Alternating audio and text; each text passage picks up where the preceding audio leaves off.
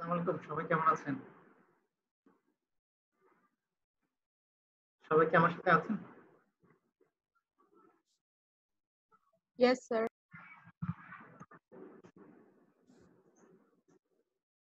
আচ্ছা, সবাইকে ঈদ মোবারক। আমরা ঈদের পর আজকে প্রথম ক্লাস নিচ্ছি।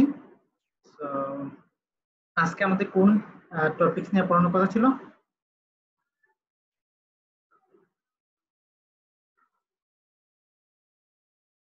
Last class standard costing করানো হয়েছে। ওকে, স্ট্যান্ডার্ড কস্টিং, তাই তো? তো আমরা কি শুরু করব না আরো 4 মিনিট ওয়েট করবো? 3-4 মিনিট। স্যার একটু ওয়েট করি। ঠিক আছে।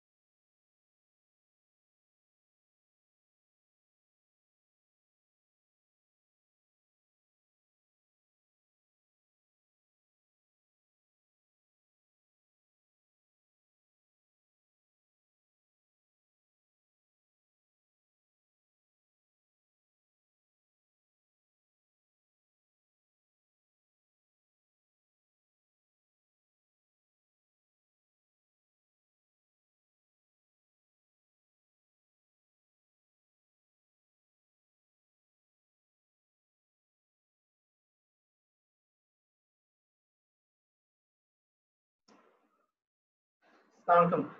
তো আমরা শুরু করতে পারি, তাই না? জি স্যার। ওকে, আপনারা কি আমাকে স্পষ্ট শুনতে পাচ্ছেন? জি স্যার। জি স্যার, শুনতে পাচ্ছি স্যার। রেকর্ড হচ্ছে। আচ্ছা, আমরা স্ট্যান্ডার্ড কস্টিং করার কথা, তাই তো? তো স্ট্যান্ডার্ড কস্টিং এর ক্ষেত্রে আমরা একটু সময় দিন, আমি এক্সেলটা ওপেন করে নিই।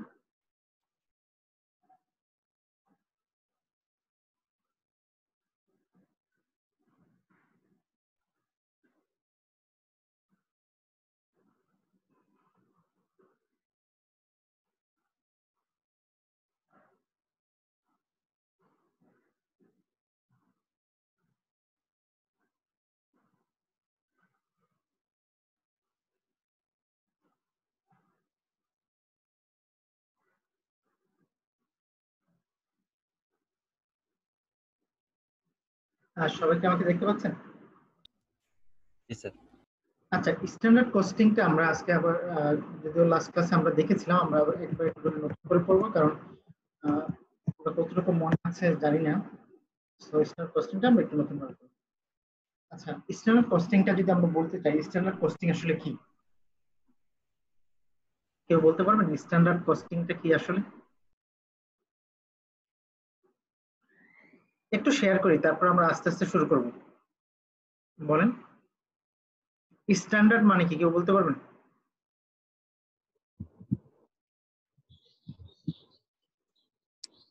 একটা নীতি নির্ধারক টাইপের স্যার কি, বা আমরা একটু যখন একটু একটু বুঝিয়ে বলেন, একটা এক্সাম্পল দিয়ে।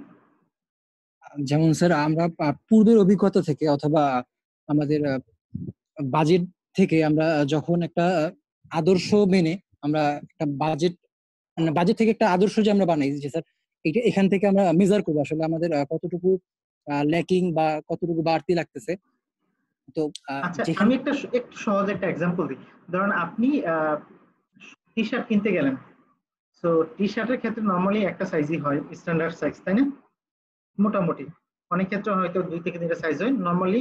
অনেক কোম্পানি আছে যারা অনলি একটা সাইজ তৈরি করে। ওই সাইজটা কিসের কিসের বেসিসে তৈরি করে?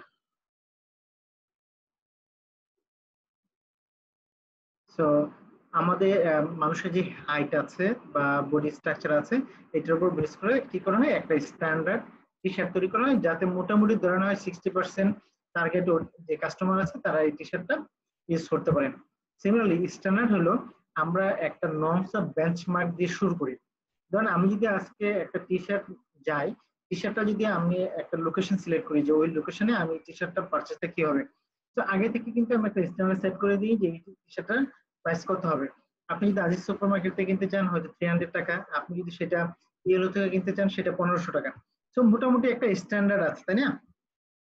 তো আমরা কি করি, একটা স্ট্যান্ডার্ড সেট করে দেন আমরা কি করি, আমার কতটুকু লাগবে বা অ্যাকচুয়াল কস্ট কতটুকু খরচ হবে সেটা ডিটারমাইন করার চেষ্টা করি। সিমিলারলি কোন একটা কোম্পানি যখন বছরের শুরুতে চিন্তা করে যে আমি সারা বছর ধরে যে অ্যাক্টিভিটি গুলো করবো, সেই অ্যাক্টিভিটি গুলোতে আমার কস্ট কতটুকু ইনকার হবে বা আমার রেভিনিউ কতটুকু ইনকার হবে, সেটার উপর তারা কি করে, সেটার উপর বেস করার জন্য তারা কি করে একটা স্ট্যান্ডার্ড সেট করে যে আমি যে প্রোডাক্ট গুলো প্রোডাকশন করবো, এই প্রোডাক্ট প্রোডাকশন করতে গেলে আমার কতটুকু কস্ট লাগবে। তো এই কস্টটা যখন কনসিডার করা হয় তখন তারা কি করে, তখন তারা একটা স্ট্যান্ডার্ড মেজার করে। স্ট্যান্ডার্ডটা কিভাবে মেজার করে, যে আমার যে সিমিলার প্রোডাক্ট ছিল, গত বছর আমি প্রোডাক্টটা তৈরি করেছি, মার্কেটে সিমিলার প্রোডাক্ট তৈরি করে, তো ওই মার্কেটে সিমিলার প্রোডাক্ট তৈরি করতে বা আমার যে পূর্বের বছর প্রিভিয়াস ইয়ারে আমি যে প্রোডাক্টটা তৈরি করেছি সেটা তৈরি করতে আমার কতটুকু মেটেরিয়াল লেগেছে, কতটুকু লেভেল লেগেছে, কতটুকু ওভারহেড লেগেছে, ওইটার উপর বেস করে আমরা কি করি, একটা কোয়ান্টিটি স্ট্যান্ডার্ড তৈরি করি। তারপর আমরা সাথে সাথে কি করি, আমার যে মেটেরিয়াল লেগেছে এটা কস্টিংটা কত, অর্থাৎ প্রাইসটা কত হবে সেটা সেট করি। তার মানে আমি যখন স্ট্যান্ডার্ড একটা সেট করি তখন আমি দুইটা বেসিসে একটা স্ট্যান্ডার্ড সেট করি, একটা হলো প্রাইসের বেসিসে আর একটা হলো কোয়ান্টিটির বেসিসে। এখন তাহলে আমরা যখন স্ট্যান্ডার্ড কস্টিং করি, তাহলে বছরের শুরুতে আমার কি করতে হয়, কোনো একটা প্রোডাক্টের কস্ট কত হবে সেটা আমাকে ডিটারমিন করতে হয়। তাহলে প্রোডাক্ট কস্টের ক্ষেত্রে আমাকে তাহলে কি ডিটারমিন করতে হয়, প্রোডাক্ট কস্টের ক্ষেত্রে আমার দুইটা জিনিস ডিটারমাইন করতে হয়। একটা হলো আমার এই প্রোডাক্টের কোয়ান্টিটি কতটুকু লাগবে, ধরুন মেটেরিয়াল যদি আমি যাই, তো আমার মেটেরিয়াল কতটুকু লাগবে, আমার লেবার কতটুকু লাগবে এবং ভেরিয়েবল ওভারহেড কতটুকু লাগবে, এই তিনটা। এই তিনটার জন্য আমার প্রথমে যে স্ট্যান্ডার্ড আমরা সেট করি এটা হলো quantity standard. Standard quantity standard, যে আমি পার্টিকুলার একটা প্রোডাক্ট যদি তৈরি করতে যাই, আমার মেটেরিয়াল কতটুকু লাগবে, আমার লেবার কতটুকু লাগবে, আমার ভেরিয়েবল ওভারহেড কতটুকু, এটা সেট করার পর দেন আমি যাই প্রাইসে, যে আমি যে মেটেরিয়ালটা বলছি এতটুকু কোয়ান্টিটি লাগবে, সো পার কোয়ান্টিটি আমার প্রাইস কত হবে, আমার লেবারের ক্ষেত্রে রেটটা কি হবে, আমার ভেরিয়েবল ওভারহেডের ক্ষেত্রে রেটটা কি হবে। সো স্ট্যান্ডার্ড যখন আমরা বলি তখন দুইটা জিনিসের বেসিসে আমরা স্ট্যান্ডার্ড সেট করি, one is based on quantity, other is based on price. এখন এই কোয়ান্টিটি যে বেসিসটা হয় এটাকে আমি ইচ্ছা করলে এইভাবে করে ফেলতে পারি যে এতটুকু এতটুকু লাগবে না, আমার ইঞ্জিনিয়ারিং ডিভিশন আছে, আমার প্রোডাকশন ম্যানেজার আছে, আমরা সবাই একটা কমিটির মাধ্যমে কি করা হয়, একটা বিলস অফ মেটেরিয়াল ডেভেলপমেন্ট করা হয়, কি করা হয়, বিলস অফ মেটেরিয়াল ডেভেলপ করা হয়। এই বিলস অফ মেটেরিয়ালে বলা থাকে যে আমার কোন মেটেরিয়াল কতটুকু লাগবে, আমার প্রতিটা মেটেরিয়ালের ইউনিট প্রাইস কতটুকু হবে, আমার লেবার কতটুকু লাগবে, সে লেবারের পার ইউনিট আওয়ারের কস্ট কতটুকু হবে, ওভারহেড কতটুকু লাগবে এবং পার আওয়ারে ওভারহেড কস্ট কতটুকু হবে, সেই বিলস অফ মেটেরিয়ালটা আমরা রেফারেন্স হিসেবে ইউজ করি। বছরের শুরুতে যখন আমরা বাজেট করি, আমরা অলরেডি তো বাজেট করেছি তাই না, এই বাজেট করার সময় আমরা যখন পার ইউনিটটা প্রাইস নির্ধারণ করি, পার ইউনিট প্রাইস বা পার ইউনিট কস্ট আমরা যখন নির্ধারণ করি, এই পার ইউনিট কস্টটা সাধারণত নির্ধারণ করা স্ট্যান্ডার্ড কস্ট অনুযায়ী, স্ট্যান্ডার্ড কস্ট। এই স্ট্যান্ডার্ড কস্টের উপর বেস করে আমরা কি করি, বাজেটটা তৈরি করি। তার মানে কোনো একটা পার্টিকুলার ইয়ারে যদি আমি 1 লাখ ইউনিট সেল করি, তাহলে প্রতিটা ইউনিটের কস্ট যদি হয় আমার 10 টাকা স্ট্যান্ডার্ড কস্ট, তাহলে আমার টোটাল কস্ট হবে 1 লাখ ইন্টু 10, তার মানে 10 লাখ টাকা। তাহলে আমার বাজেটের কস্ট হলো 10 আর স্ট্যান্ডার্ড কস্ট হলো পার ইউনিট কস্ট। তাহলে আমাকে যদি বলো স্ট্যান্ডার্ড কস্ট কি আর বাজেট কি, তাহলে আমরা কি বলতে পারবো, স্ট্যান্ডার্ড হলো পার ইউনিট কস্ট। এই পার ইউনিট কস্টের ক্ষেত্রে আমার কি থাকবে, আমার ডিরেক্ট ম্যাটেরিয়াল কতটুকু হবে, আমার ডিরেক্ট লেবার কতটুকু হবে, আমার ম্যানুফ্যাকচারিং ওভারহেড কতটুকু, এই তিনটা জিনিস নিয়ে আমার হয় স্ট্যান্ডার্ড কস্ট। এখন সবচেয়ে ইম্পর্টেন্ট যে কোশ্চেনটা, মেটেরিয়াল কস্ট কতটুকু হবে, মেটেরিয়াল কি আমি আমার পারচেজ প্রাইস কস্ট হবে, না আমার ফ্যাক্টরি পর্যন্ত আসা পর্যন্ত, আমার ফ্যাক্টরি ফ্লোরে বা প্রোডাকশন ফ্লোরে আসা পর্যন্ত যতটুকু কস্ট হবে ততটুকু আমার মেটেরিয়াল কস্ট হবে। তো নরমালি যখন মেটেরিয়াল কস্টের কথা আমরা চিন্তা করি, তখন আমাদের কস্টটা কিভাবে ডিটারমাইন হয় আমরা একটু বলি। এটা হলো মেটেরিয়ালের একটা পারচেজ প্রাইস থাকে, এটার সাথে আমার অ্যাড করতে হয় আমার কাস্টমস এর যত ডিউটি দিতে হয়, এটার সাথে আমার অ্যাড করতে হয় আমার যে কম ট্রান্সপোর্টেশন কস্ট আছে, তারপর অ্যাড করতে হয় আদার্স যদি কোনো কস্ট আসে সেই জিনিসগুলো, এই তারপর যদি আমি কোনো ডিসকাউন্ট পাই সেই ডিসকাউন্টটা বাদ দিতে হয়। বাদ দেওয়ার পর যে কস্টটা আসবে ওইটাকে বলা হয় নেট ম্যাটেরিয়াল কস্ট। তাহলে মেটেরিয়াল কস্ট আমরা যে পারচেজ প্রাইসে পারচেজ করতেছি সেটা আসলে মেটেরিয়াল কস্ট না। তো এটার সাথে আমার কাস্টমার যে ডিউটি দিতে হবে প্লাস আদার যে খরচগুলো আছে প্লাস ট্রান্সপোর্টেশন কস্ট আছে যেটা আমার ফ্যাক্টরি পর্যন্ত পৌঁছাতে, সবগুলো কস্ট ইনক্লুড করে আমার কি হবে, মেটেরিয়াল কস্ট হবে। সো মেটেরিয়াল কস্ট আমরা পেয়ে গেলাম। আর লেবারের ক্ষেত্রে লেবার কস্টটা সিম্পল, আমার পার আওয়ার রেটে ম্যানুফ্যাকচারিং ওভারহেড রেট আমরা প্রিডিটারমাইন্ড আবার রেট ধরে আমরা করি। তো আমাদের এই জায়গায় যে কথাগুলো বলেছি যে নরমালি আমরা যদি একটা প্রোডাক্ট কস্ট বলি বা বছর শুরুতে বাজেট করতে চাই, তাহলে বেসড অন স্ট্যান্ডার্ড কস্ট আমরা কি করি, বাজেটটা তৈরি করি। বছরের শুরুতে স্ট্যান্ডার্ড কস্টটা কি হবে, আমার পার ইউনিট কস্টটা, আর বাজেট কি হবে, আমার টোটাল ভলিউম যে আমি প্রোডাকশন করছি তার যে কস্টটা সেটাকে বলা হয় বাজেট কস্ট। এবার আমরা আসি একটা কোশ্চেনে। তো আমরা তাহলে বুঝতে পেরেছি যে আমরা যখন স্ট্যান্ডার্ড কস্টটা বলি তখন তিন ধরনের কস্ট ইনকার হয়, একটা মেটেরিয়াল কস্ট, একটা লেবার কস্ট, আর একটা হলো ওভারহেড কস্ট। এখন আমরা যখন স্ট্যান্ডার্ড কস্টিং আমরা বলছি যে স্ট্যান্ডার্ড কস্টিং এর ক্ষেত্রে আমাদের দুই ধরনের স্ট্যান্ডার্ড নিয়ে কাজ করি, আমরা একটা কোয়ান্টিটি স্ট্যান্ডার্ড আর একটা প্রাইস স্ট্যান্ডার্ড, তাই না? এই দুইটা স্ট্যান্ডার্ডের উপর বেস করে আমরা স্ট্যান্ডার্ড কস্ট ভেরিয়েন্স অ্যানালাইসিস করে থাকি। আমরা লাস্ট ক্লাসে এগুলো বলেছি, বাট আমরা ওই রিপিটেশন যাব না, আমরা একটা প্রবলেমে যাই। প্রবলেমটা হলো ধরেন বছরের শুরুতে আমরা বললাম যে ভাই আমার এত ইউনিট আমি প্রোডাকশন করব। তো বছরের শুরুতে আমি বললাম যে আমার স্ট্যান্ডার্ড কোয়ান্টিটি টোটাল হলো কোয়ান্টিটি, আমি বললাম যে আমি 2000 ইউনিট প্রোডাকশন করব। কত ইউনিট প্রোডাকশন করব, 2000 ইউনিট। আর বছর শুরুতে আমার অ্যাকচুয়াল কোয়ান্টিটি প্রোডাকশন করেছি 2100। তারপর ভেরিয়েন্স করতে হবে 100 ইউনিটস। এটা নরমাল, কারণ আমার জাস্ট আমি কি করব, আমার অ্যাকচুয়াল এবং স্ট্যান্ডার্ডের মধ্যে যে ডিফারেন্সটা সেটার উপর বেস করে আমি কি করব, ভেরিয়েন্স অ্যানালাইসিসটা করব। বাট ভেরিয়েন্স অ্যানালাইসিস আমাদের কোনো ইনফরমেশন প্রোভাইড করে না যেটার উপর বেস করে ম্যানেজমেন্ট ডিসিশন নিতে পারে।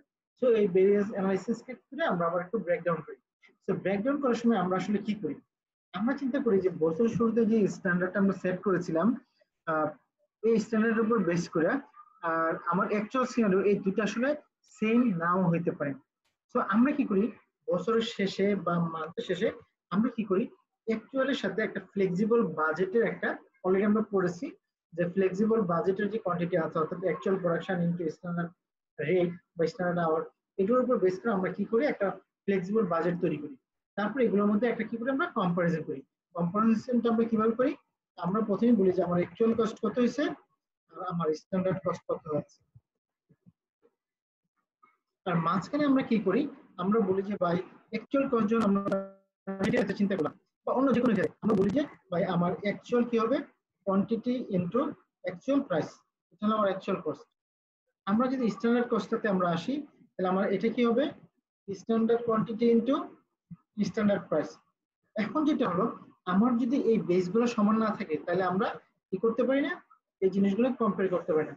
যার কারণে এই জায়গায় আমরা কি করি, মাঝখানে একটা আমরা জিনিস নিয়ে কাজ করি, এটা হলো যে by actual quantity based on standard price কি হবে সেটা বলি। সেটা কি করি, অ্যাকচুয়াল কোয়ান্টিটি স্ট্যান্ডার্ড প্রাইস। এখন আমরা যদি এই দুইটার মধ্যে ডিফারেন্সটা বের করি, এই দুইটার মধ্যে ডিফারেন্সটা বের করি, এই দুইটার ডিফারেন্সটা আমার কিসের ডিফারেন্স হয়েছে, বেসড অন, দেখেন actual quantity into actual price, actual quantity into standard price, তাহলে ডিফারেন্সটা হলো আমার স্ট্যান্ডার্ড প্রাইসের। আবার আমরা যদি এই দুইটার মধ্যে ডিফারেন্সটা বের করি, তাহলে এই দুইটার মধ্যে ডিফারেন্সটা বের হচ্ছে কোয়ান্টিটি, তাহলে এটা কি হবে, কোয়ান্টিটি ডিফারেন্সেস। কোয়ান্টিটি ডিফারেন্স বা কোয়ান্টিটি ভ্যারিয়েন্স। আর এটা তাহলে হওয়ার কথা কি ছিল,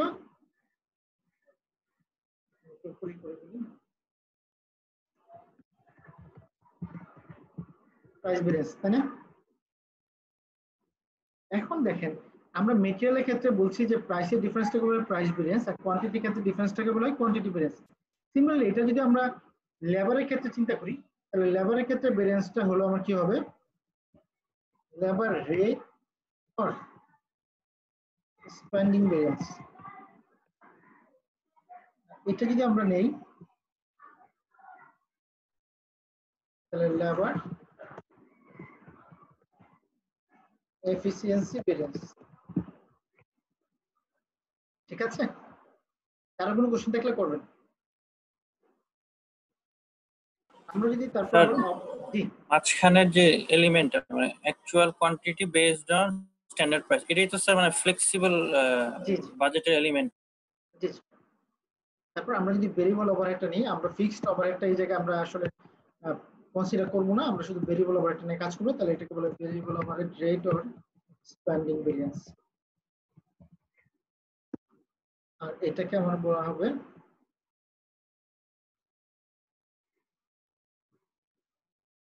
ভেরিয়েবল ওভারহেড এফিসিয়েন্সি ভ্যারিয়েন্স।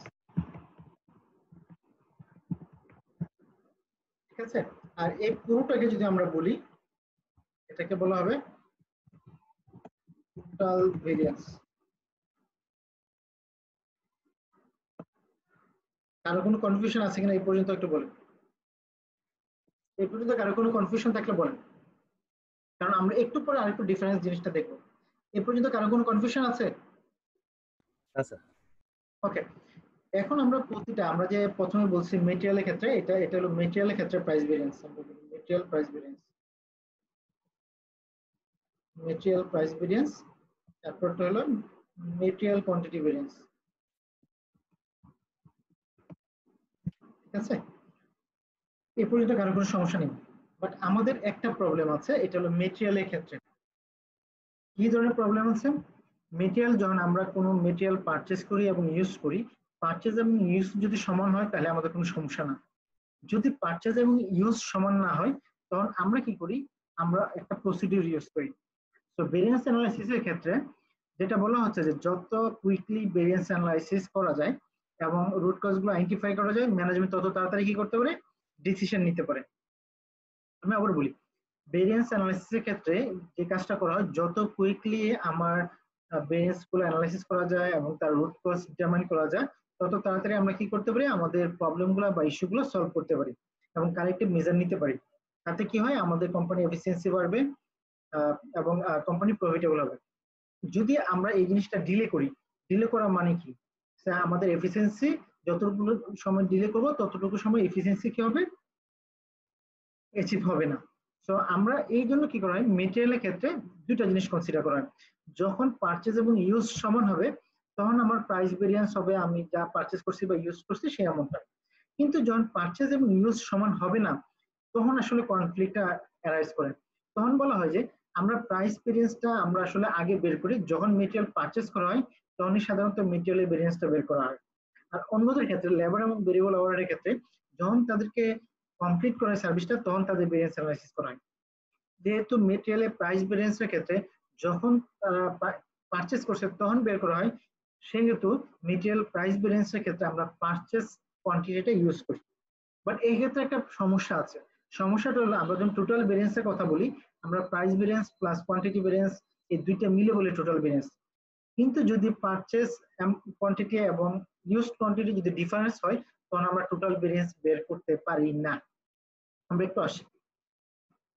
এই পর্যন্ত আপনারা কি আমি কি বলছি এটা বুঝতে পারছেন? জি স্যার, বুঝতে পেরেছি স্যার। এর বুঝতে আগে বলছি। একটু সমস্যা হয়েছিল। মেটেরিয়ালের ক্ষেত্রে আমি আরেকটু বলি। মেটেরিয়ালে যখন ভেরিয়েন্স বের করি দুইটা কনসিডার। ফার্স্ট কনসিডার হলো purchase quantity equal to used quantity. তখন আমার নরমালি কি হবে, আমার price variance plus quantity variance equal to total variance. এটা নিয়ে কোনো সমস্যা নেই, ঠিক আছে। 2 নম্বর সিনারিওটা purchase quantity is not equal to, এটা not equal to কনসিডার করবেন used quantity। তখন সিনারিওটা করা হয় প্রাইস ভেরিয়েন্সের ক্ষেত্রে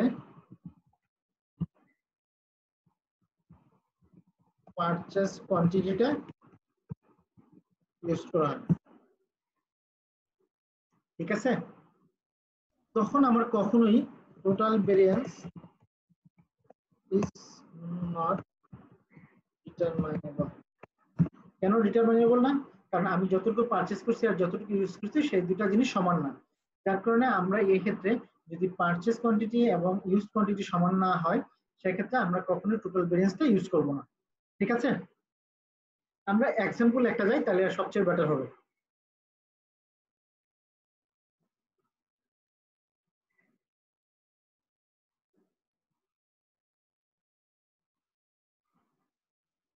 এই প্রবলেমটা কি সবাই দেখতে পাচ্ছেন?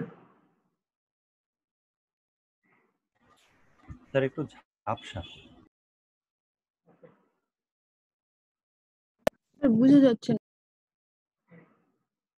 ঠিক আছে, এখন তো দেখতে পাচ্ছেন তাই না?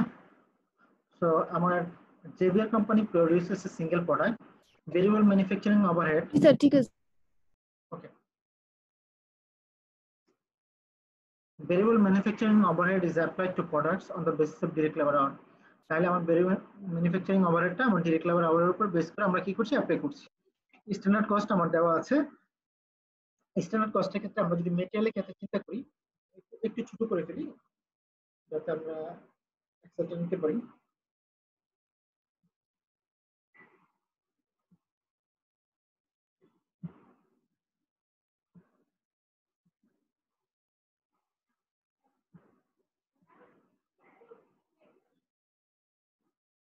আপনারা দেখতে পাচ্ছেন?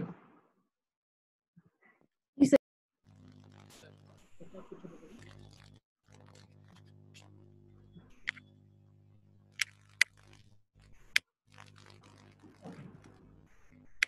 আমরা যদি এখানে যাই, তো আমাদের প্রথমে হলো আমরা মেটেরিয়াল ভেরিয়েন্সটা গুলো বের করব।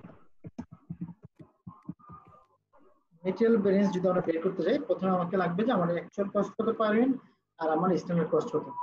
So standard cost for 1 unit of product আর এস ফর ডাইরেক্ট মেটেরিয়াল আমার কতটুকু লাগতেছে, স্ট্যান্ডার্ড কোয়ান্টিটি আমার প্রতিটা ইউনিটের জন্য কতটুকু লাগতেছে,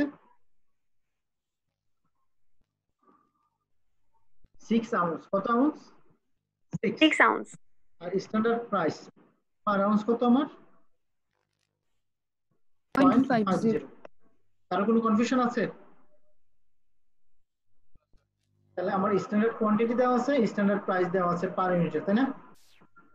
এবার আসি ডিউরিং, দেখেন আবার আমি লেবার গুলো আমি একটু লিখে ফেলি।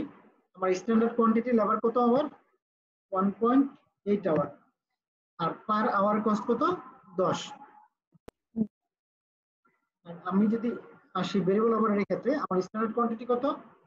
1.8 আওয়ার, পার আওয়ার রেট কত? 5। কারো কোনো কনফিউশন আছে? সো আমার অ্যাকচুয়াল প্রোডাকশন কত? ডিউরিং জুন অ্যাকচুয়াল প্রোডাকশন কত? 2000 ইউনিট। দেখেন আমার 2000 ইউনিট ডিউরিং জুন অ্যাকচুয়াল প্রোডাকশনটা দেওয়া আছে। সবাই দেখেছেন? During June 2000 units were produced. The cost associated with June operation were as follows. তার মানে 2000 ইউনিট আমি জুনে প্রোডাকশন করেছি। তাহলে মেটেরিয়ালের পারচেজ কস্ট কত আমার? 18000 আউন্স আমি পারচেজ করেছি 0.060 আউন্স করে। তাহলে আমার অ্যাকচুয়ালটা যদি আমি এবার আসি, অ্যাকচুয়াল প্রাইস আমার কত পার ইউনিট? 0.60। 18,000 into 0.60। ওকে, আমি যদি লেবারের ক্ষেত্রে আসি তাহলে আমার কত? 9.75। ঠিক আছে। আর ভেরিয়েবল ম্যানুফ্যাকচারিংটা আমার টোটাল কতটুকু ইনকাম হয়েছে সেটা দেওয়া আছে। আমরা একটু পরে আসি। তাহলে এই পর্যন্ত কারো কোনো কনফিউশন আছে? নাই। এবার আমরা মেটেরিয়ালের ক্ষেত্রে অ্যাকচুয়াল কস্টটা কতটুকু হয়েছে আমরা একটু দেখি। অ্যাকচুয়াল কস্ট আমার কি হবে?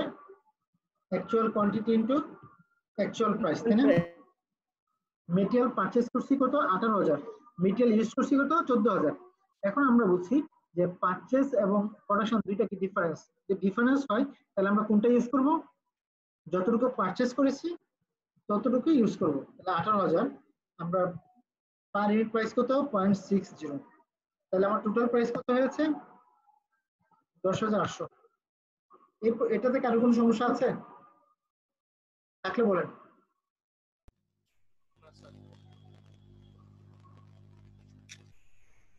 এই জায়গায় কারো কোনো সমস্যা আছে? না স্যার। ওকে, এবার আসি আমার স্ট্যান্ডার্ড কস্ট। কি হবে? Standard quantity into standard price. কারো কোনো কনফিউশন নাই পর্যন্ত? এবার আপনারা আমাকে বলেন এই জায়গায় আমার স্ট্যান্ডার্ড কোয়ান্টিটি কি হবে আর স্ট্যান্ডার্ড প্রাইস কি হবে? তাহলে স্ট্যান্ডার্ড কোয়ান্টিটি আমার কতটুকু হবে? আমি মেটেরিয়াল কত, এবার বলেন এখানে স্ট্যান্ডার্ড কোয়ান্টিটি কি হবে আর স্ট্যান্ডার্ড প্রাইস কি হবে?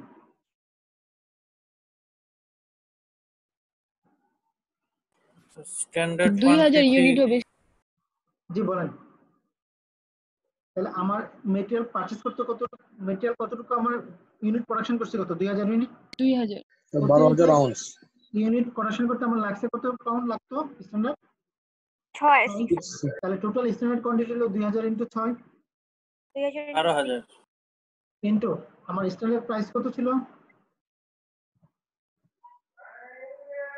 150 per ounce. কারো কোনো কনফিউশন আছে এই জায়গায়? না স্যার। থাকলে বলবেন, কনফিউশন থাকলে বলবেন।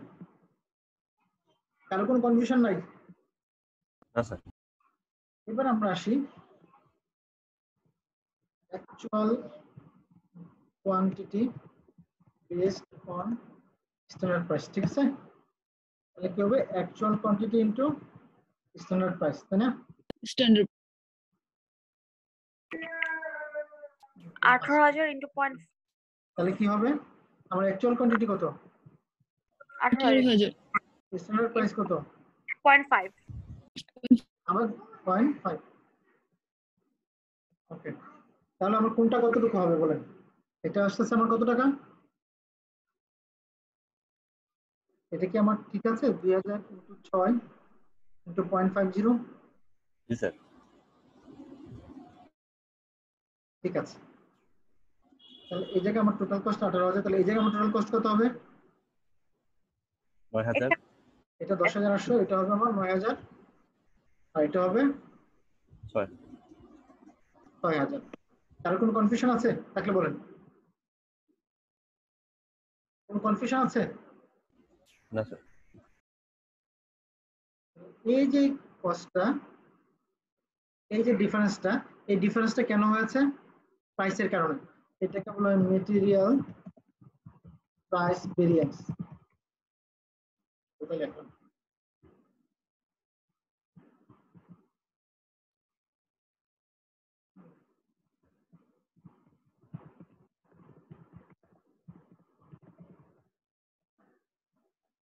এই দুইটার মধ্যে যে ডিফারেন্সটা কেন হয়েছে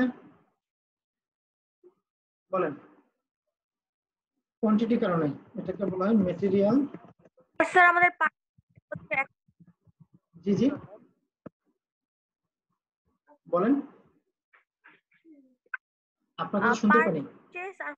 যতটুকু আমরা ইউজ করছি এটা আমাদের পার্থক্য ছিল, ডিফারেন্স ছিল। আপনার কথা শোনা যাচ্ছে না।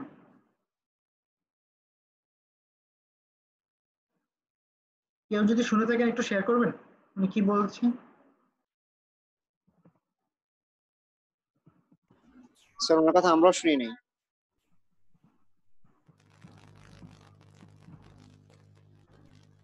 এই পর্যন্ত কারো কোনো সমস্যা আছে কিনা একটু বলেন। তাহলে এটা কত হবে আমার? দেখেন আমার অ্যাকচুয়ালি কস্ট কত হয়েছে 10,800, কিন্তু কস্ট হওয়ার কথা ছিল 9,000। তার মানে আমার এই যে 1,800 টাকা কি হবে, এটা আনফেভারেবল ভেরিয়েন্স। আর কোয়ান্টিটি ভেরিয়েন্স আমার কত হবে?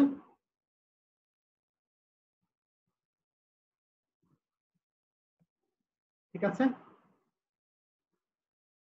এখন এই জায়গায় যে প্রবলেমটা, এই প্রবলেমটা হলো এই জায়গা থেকে আমরা টোটাল ভেরিয়েন্স বের করতে পারি না। কারণ টোটাল ভেরিয়েন্স আমরা তখনই বের করতে পারতাম যদি আমরা ইউজ করতাম। অর্থাৎ আমি যদি টোটালি 2000 ইউনিটের জন্য আমার আসলে কতটুকু লাগতো, তার অ্যাকচুয়াল কস্ট কত এবং তার স্ট্যান্ডার্ড কস্ট কত, ওইটার উপর বেস করে আমি আসলে বের করতাম, তাহলে আমি টোটাল ভেরিয়েন্স বের করতে পারতাম। এই ক্ষেত্রে টোটাল ভেরিয়েন্স বের করা সম্ভব না। আমরা যদি একটু সলিউশনটার দিকে যাই, সলিউশনটা একটু দেখি।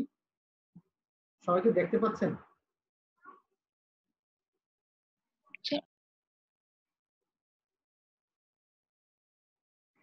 দেখেন প্রবলেমটা কোন জায়গায় হচ্ছে আপনি দেখেন। এখানে দেখেন আমরা যদি এই দুইটার কথা বলি, আমার ডিফারেন্সটা কত? 9,000 আর 6,000, 3,000 না? আসলে কি কোয়ান্টিটি ভেরিয়েন্সের ডিফারেন্স 3,000? না, কখনোই এটা কোয়ান্টিটি ভেরিয়েন্সের ডিফারেন্সটা 3,000 না। তাহলে কি হবে আমরা একটু বলছি। তাহলে দেখেন এই জায়গায় প্রথমে যে কথাটা বলছে যে আমার অ্যাকচুয়াল কস্ট আর ফ্লেক্সিবল বাজেটিং এর কস্ট, এই দুটোর মধ্যে ডিফারেন্সটা হলো আমার 1800। এই 1800 হলো আনফেভারেবল মেটেরিয়াল প্রাইস ভেরিয়েন্স। সেটা নিয়ে কোনো সমস্যা নেই, সবাই দেখতে পাচ্ছেন?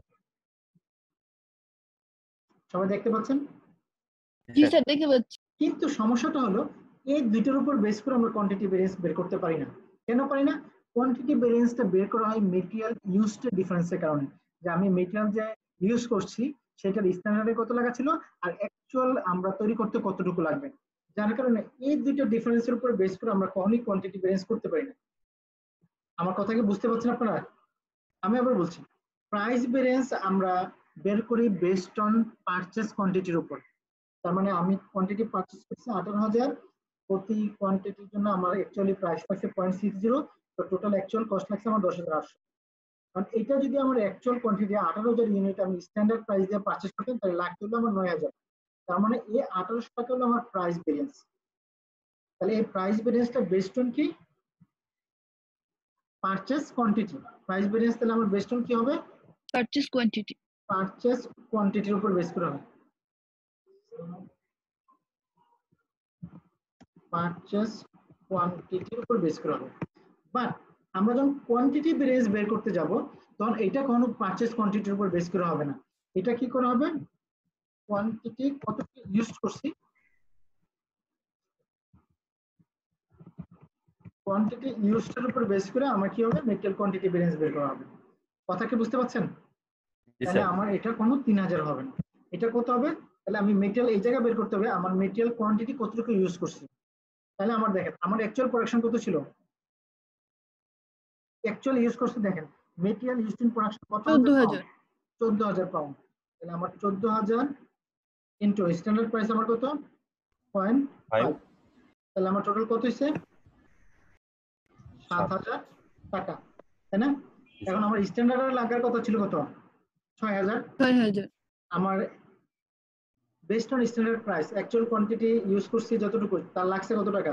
7,000। 7,000। কারণ এই যে দুইটা ডিফারেন্স এটাকে বলে আমার মেটেরিয়াল কোয়ান্টিটি ডিফারেন্স। কত? 1,000।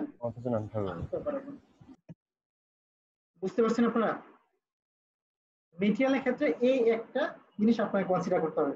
তার মানে মেটেরিয়ালের ক্ষেত্রে আমরা প্রাইস ভেরিয়েন্স বের করব বেসড অন পারচেজ কোয়ান্টিটি, আর এটার কোয়ান্টিটি ভেরিয়েন্সটা বের করব বেসড অন কোয়ান্টিটি ইউজড। এটা কি বুঝতে পারছেন? স্যার স্যার বইয়ে তো সেম ভাবে দিছে না স্যার এই নিচে দিয়ে জি, বই সেম ভাবে দিয়েছে।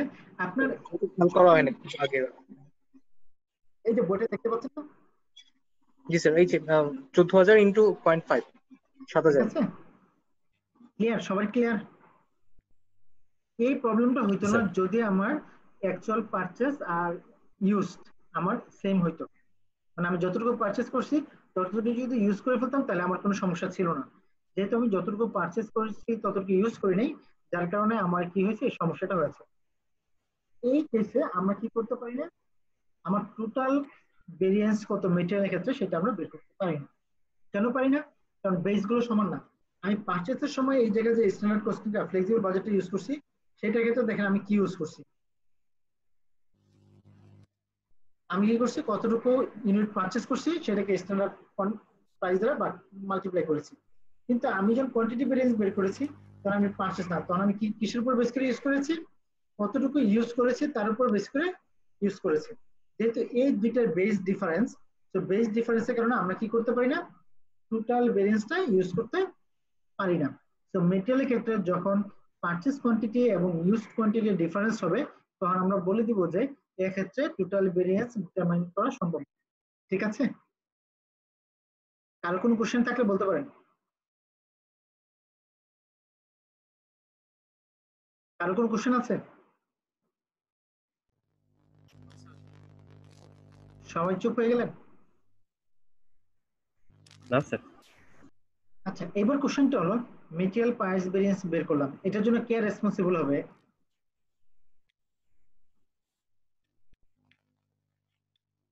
তাহলে প্রাইস ভেরিয়েন্সের জন্য সবসময় রেসপন্সিবল হলো পারচেস ম্যানেজার। তার মানে যে পারচেস ম্যানেজার মেটেরিয়াল গুলো পারচেস করেছে সে হলো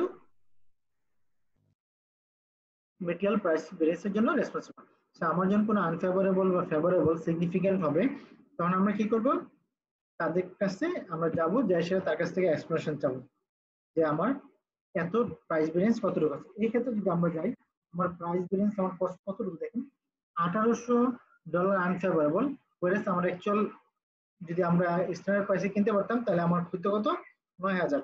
তাহলে 1800 বা 9,000 আমরা যদি বলি, আমাদের পার্সেন্টেজটা কত, কারণ 20% হলো আমার ভেরিয়েন্স। কত percent? Purchase variance 20%, significant. So আমরা কি করব, পারচেজ ম্যানেজারের কাছ থেকে এটা এক্সপ্লেনেশন চাবো কেন পারচেজ ভেরিয়েন্স আছে। আর কোয়ান্টিটি ভেরিয়েন্সের জন্য আমরা কার কাছে এক্সপ্লেনেশন চাবো? Production manager. প্রোডাকশন ম্যানেজারের কাছে। তো প্রোডাকশন ম্যানেজার এই জায়গায় কি কি এক্সপ্লেনেশন দিতে পারে? এখন বলে পারচেজ ম্যানেজারের এক্সপ্লেনেশন কি কি হইতে পারে? ফার্স্ট পারচেজ ম্যানেজার থেকে আমরা দেখি কি কি হইতে পারে এক্সপ্লেনেশন, বলেন তো। মেটেরিয়ালের কস্ট বেশি ছিল। এক নম্বর, কস্ট ইনক্রিজ হয়েছে, তাই তো? এছাড়া কি হইতে পারে? কোয়ালিটি আরএম অ্যাভেলেবল ছিল না, যার কারণে প্রাইস বেশি লাগছে, তাই না? 3 নম্বর, কোভিড-19 কারণে প্রাইস বেশি হয়েছে। Number, due to strike transportation cost বেশি পড়ছে। আর কি কি হইতে পারে বলেন? Enhance transportation cost, custom duty change জ্বালানি তেলের কারণে বেড়ে গেছে। হইতে পারে, বিভিন্ন কারণে হইতে পারে। ঠিক আছে, জাস্ট আমরা এই রিজনগুলো জেনে নিলাম যে ও কি কি এক্সপ্লেনেশন দিতে পারে। বাট ও যে এক্সপ্লেনেশন দিবে সেটাই কি আমরা ধরে নিব যে ঠিক আছে?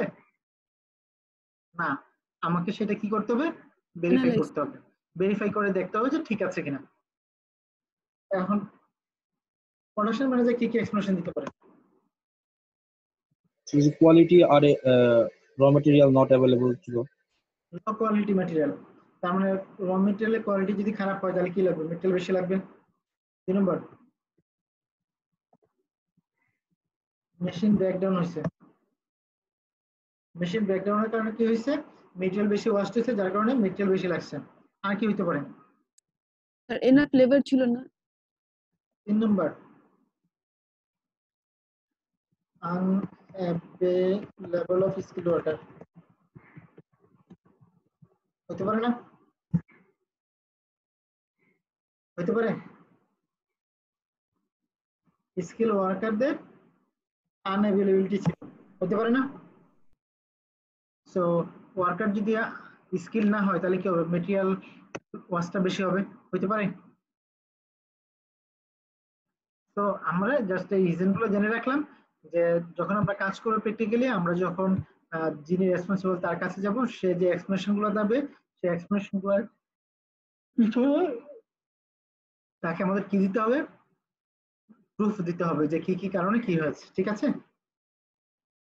এবার যদি আমরা লেবার ভেরিয়েন্স বের করি তাহলে আমার কি হবে,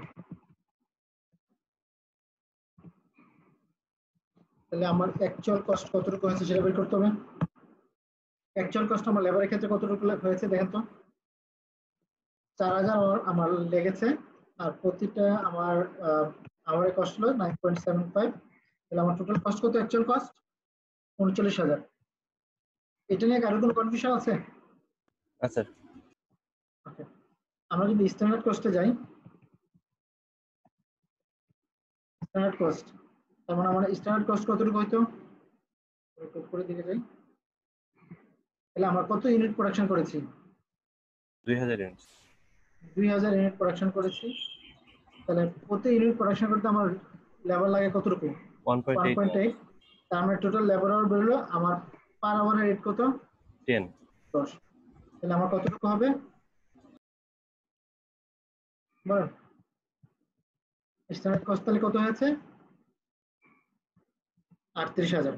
এবার ফ্লেক্সিবল বাজেটটা আমরা করি, তাহলে অ্যাকচুয়াল আওয়ার বেসড অন কি, স্ট্যান্ডার্ড রেট, তাহলে আমার অ্যাকচুয়াল আওয়ার কত, অ্যাকচুয়াল আওয়ার লাগছে কত, 4000, আর স্ট্যান্ডার্ড রেট কত, 10, তাহলে আমার কতটুকু হবে?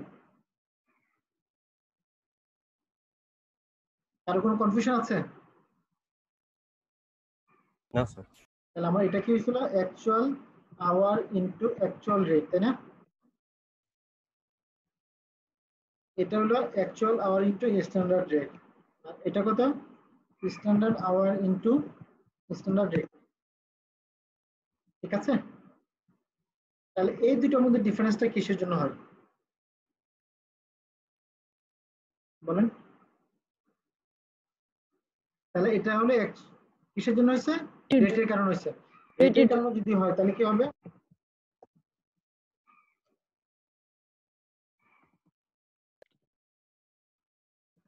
Labour rate or spending variance, তাহলে আমার অ্যামাউন্টটা কত হয়েছে, কি হবে? কারো কোনো কোশ্চেন আছে? আমার অ্যাকচুয়াল আমার 4000, অ্যাকচুয়াল 4000 উপর বেস করে আমার ফ্লেক্সিবল বাজেট অনুযায়ী আমার 40000 টাকা লাগতো, সেই জায়গায় অ্যাকচুয়ালি লাগছে কত, 39000 টাকা, তার মানে 1000 টাকা হলো আমার ফেভারেবল ভেরিয়েন্স। এবার আমরা যদি এই দুটোর মধ্যে বের করি, এই দুটোর মধ্যে কি হবে বলেন? Efficiency variance. তার মানে লেবার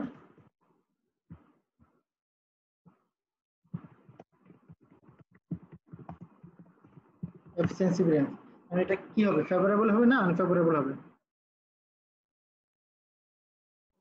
ফেভারেবল। কেন ফেভারেবল হবে? স্ট্যান্ডার্ডে আমার কত হওয়ার কথা ছিল, আনফেভারেবল হবে স্যার, আনফেভারেবল। আনফেভারেবল হবে কজ অ্যাকচুয়ালটা তো বেশি আছে। আনফেভারেবল হবে কারণ আমার স্ট্যান্ডার্ডে হওয়ার কথা ছিল 38000, সেই জায়গায় আমার স্ট্যান্ডার্ড রেট অনুযায়ী আমার কত হয়েছে 40000, তাহলে আমার লেবার এফিসিয়েন্সি ভেরিয়েন্স হবে 2000 আনফেভারেবল। এই দুইটা মিলে আমার কি হবে, total variance, total labour variance.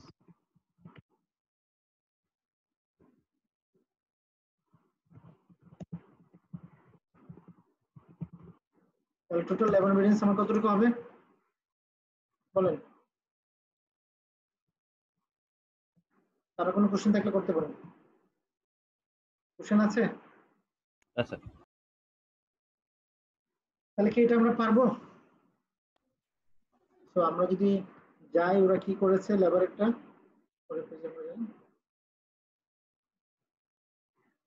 তো ওদের সাথে কি আমার ম্যাচ করেছে টোটাল ব্যালেন্স ওরা বলছে ডিরেক্ট স্যার লেবার আপনি 38,000 দিয়েছেন স্যার, 36,000 হওয়ার কথা।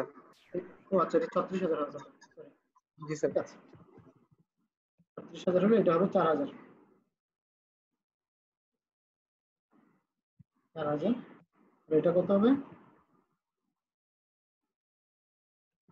3,000 কারো কোনো কনফিউশন আছে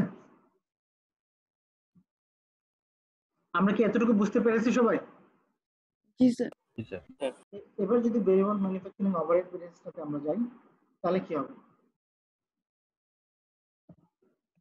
প্রথম হলো আমার অ্যাকচুয়াল তাহলে actual hour into actual rate তাই না স্যার এই লেবার ভেরিয়েন্সটা স্যার মানে আমরা কাকে নোটিফাই করব স্যার? লেবারের ক্ষেত্রে লেবারের রেট বা স্পেন্ডিং যদি বেশি হয় রেট ভেরিয়েন্স যদি বেশি হয় তাহলে কে লেবার রিক্রুটমেন্ট কে রেখে এগুলো তো ফ্যাক্টরিতে হয় তাই না তাহলে প্রোডাকশন ম্যানেজার হলো এই জায়গায় রেসপন্সিবল আর এফিসিয়েন্সি ভেরিয়েন্স দুইটার জন্য আমার প্রোডাকশন ম্যানেজার রেসপন্সিবল ঠিক আছে কারণ লেবার হ্যান্ডেল করবে কে প্রোডাকশন ম্যানেজার ঠিক আছে তাহলে এই জিনিসটা পুরোপুরি কে তাই প্রোডাকশন ম্যানেজার দেবে ঠিক আছে জি স্যার। তাহলে আমার কি হবে ইনটু স্ট্যান্ডার্ড রেট আরেকটা হবে standard hour into standard rate তার কোনো সমস্যা আছে এই পর্যন্ত আচ্ছা ওকে আমরা যদি প্রবলেমটাতে যাই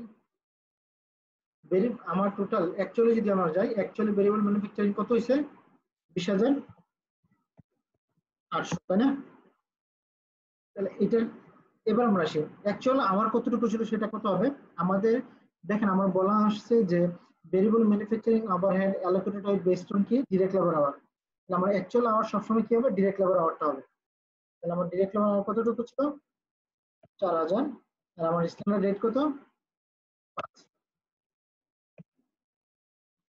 আমার স্ট্যান্ডার্ড কতটুকু হবে আমি 2,000 ইউনিট প্রোডাকশন করেছি প্রতি ইউনিট প্রোডাকশন করার জন্য আমার ভেরিয়েবল ম্যানুফ্যাকচারিং ওভারহেড 1.8 ঠিক আছে আর আমার কি হবে আমার রেট হলো 5 কারো কোনো কনফিউশন আছে কিনা বলেন কারো কোনো কনফিউশন আছে না স্যার। তো এই পর্যন্ত আমরা ক্লিয়ার তাহলে আমার কি হবে এই জায়গায় 20,000 আর এখানে কতটুকু হবে বলেন সবাই কত হবে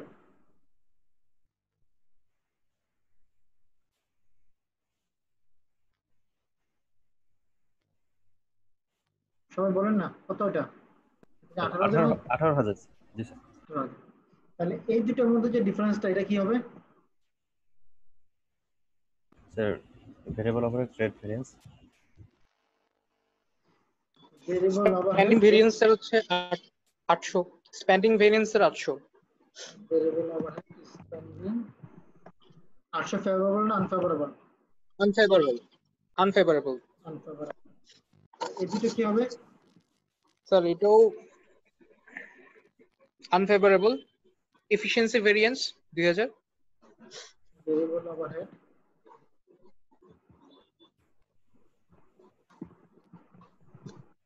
এফিসিয়েন্সি ভেরিয়েন্স আমার হওয়ার কত ছিল 18,000 লাগছে 20,000 তাহলে 2,000 কি হবে আনফেভারেবল। টোটাল ভেরিয়েন্সটা কত হবে 2,800 unfavourable. Total variance rate 800 unfavourable এই হলো প্রবলেম কারো কোনো কোশ্চেন আছে না স্যার। তার মানে নরমালি আমার রেট লেবার ভেরিয়েন্স এবং ওভারহেড ভেরিয়েন্সে কোনো ধরনের কমপ্লেক্সিটি নেই বাট মেটেরিয়াল ভেরিয়েন্সে আমার যখন পারচেজ কোয়ান্টিটি এবং ইউজড কোয়ান্টিটি ডিফারেন্স হবে তখন আমাদের কি করতে হবে দুইটা বেস ধরে আমার ফ্লেক্সিবল বাজেটটা করতে হবে ঠিক আছে আমরা কি এরপরে যেতে পারি আর যদি কোনো কোশ্চেন না থাকে জি স্যার।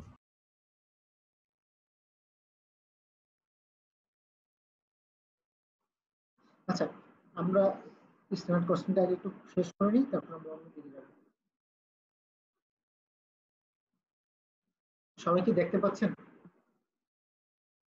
জি স্যার।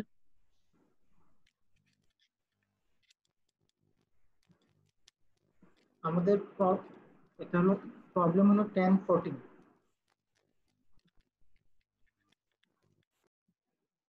প্রবলেমটা কি আমরা দেখি। Miller Toy Company manufacture a plastic swimming pool at its Westwood plant. The plant has been experiencing problem as shown by its June contribution format income statement below. তার মানে বাজেটের কত ছিল, আমার অ্যাকচুয়াল কতটুকু, সেই ইনফরমেশনগুলো আমার দেওয়া আছে। তাহলে সেলস অ্যামাউন্ট আমার ছিল 15,000 পুল, আমরা সেলস করেছি, আমরা বাজেটে বলছি 4,50,000, অ্যাকচুয়ালি 4,50,000 টাকা হয়েছে। তার মানে আমাদের সেলসে কোনো ভেরিয়েন্স নাই। ভেরিয়েবল এক্সপেন্সে আমরা যাই। Variable cost of goods sold আমার 1,80,000 বাজেটে ছিল, আমার অ্যাকচুয়ালি লাগছে 1,96,290 টাকা। ভেরিয়েবল সেলিং এক্সপেন্সে আমার কোনো ডিফারেন্স হয় না। ফিক্সড ম্যানুফ্যাকচারিং এক্সপেন্সে আমার কোনো ডিফারেন্স হয় না। তাহলে ডিফারেন্সটা আমার কোন জায়গায়, শুধু ভেরিয়েবল কস্ট অফ গুডস সোল্ডে আমার ডিফারেন্সটা।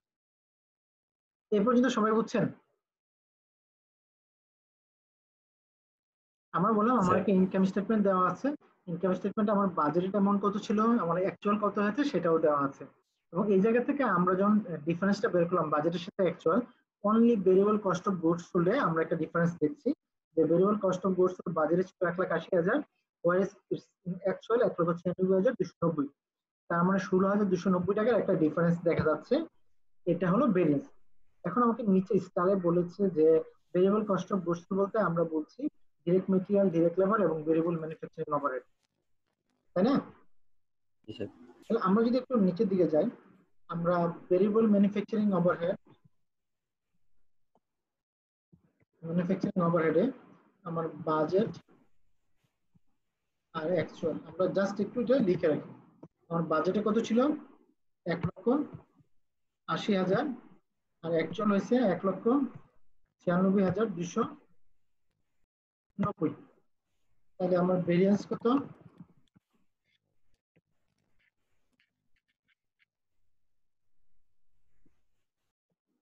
16,290 হলে আমার ভেরিয়েন্স। এটা কি ফেভারেবল না আনফেভারেবল? কারণ আমার বাজেটের থেকে অ্যাকচুয়ালটা বেশি হয়েছে, so it's unfavourable.